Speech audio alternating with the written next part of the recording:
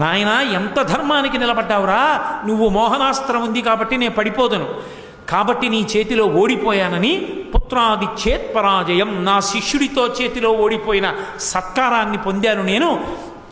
నిన్ను చంపగలిగిన వాడు ఒక్కడే, నరనారాయణులలో ఒకడైనటువంటి కృష్ణుడి పక్కనున్న అర్జునుడే భవిష్యత్తులో పడగొడతాడు తప్ప అన్యులకు సాధ్యం కాదని భీష్ముడి దగ్గర తన యొక్క యుద్ధ ఓటమిని అంగీకరించి తిరిగి వెళ్ళిపోతూ అంబవంక చూసి, నేను చెయ్యగలిగినంత చేశాను, ఇక నేను చేయగలిగిన ఉపకారం లేదు, నువ్వు చేసేది నువ్వు చేసుకో అన్నాడు.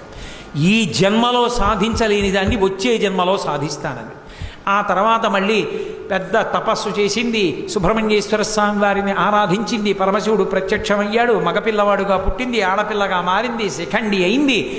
అర్జునుడు రథానికి ముందు నించుంది, మగాడిగా పుట్టి ఆడదైంది కాబట్టి ఆమెను చూస్తే బాణం వేయినన్నాడు, ధనస్సు బాణాలు కిందకి దింపేశాడు, ఒళ్ళంతా బాణాలు కొట్టేశారు.